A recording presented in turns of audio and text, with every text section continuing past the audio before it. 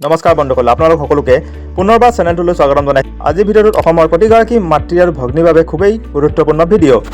আপোনালোকে চাগে গম পাইছে যে কাইলৈ অৰ্থাৎ 10 মাৰ্চত অসম চৰকাৰে এক ঐতিহাসিক পদক্ষেপ ল'বলৈ গৈ আছে। মুখ্যমন্ত্ৰী হিমন্ত বিশ্ব শৰ্মা ডাঙৰীয়াই ঘোষণা কৰিছে যে নতুন হিতাধিকাৰীসকলে কাইলৈ নিজৰ নিজৰ পঞ্চায়তত উপস্থিত থাকিব লাগিব। কিন্তু কিয়, কিমান বজাত যাব লাগিব আৰু কি লগত নিব লাগিব, সকলো কথা মই এই ভিডিঅ'ৰ জৰিয়তে বিতংভাৱে জনাম।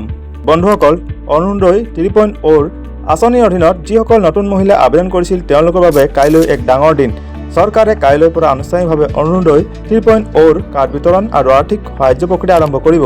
মুখ্যমন্ত্ৰীয়ে জনোৱা মতে কাইলৈ পুৱা 10 বজাৰ পৰা 11 বজাৰ ভিতৰত আপোনালোক সকলোৱে নিজৰ পঞ্চায়ত কাৰ্যালয়ত উপস্থিত থকাটো বাধ্যতামূলক। ইয়াৰ জৰিয়তে চৰকাৰে প্ৰত্যেকগৰাকী যোগ্য মহিলাক তেওঁলোকৰ অধিকাৰ প্ৰদান কৰিব বিচাৰিছে। এতিয়া আটাইতকৈ দৰকাৰী কথাটো হ'ল আপুনি লগত কি লৈ যাব লাগিব। 1 নম্বৰ ৰেচন কাৰ্ড, 2 নম্বৰ আধাৰ card, 3 number bank passbook, 4 number হৈছে আপুনি এটা মোবাইল ফোন নিব লাগিব লগত, যিটো আপোনাৰ আধাৰ কাৰ্ডৰ লগত লিংক থাকিব লাগিব। আপোনালোকে বহুতে সুধিছিল যে টকা কিমান বজাত সোমাব। চৰকাৰী ডিবিটি প্ৰক্ৰিয়া সাধাৰণতে দিনৰ 11 বজাৰ পৰা 4 বজাৰ ভিতৰত আৰম্ভ হয়।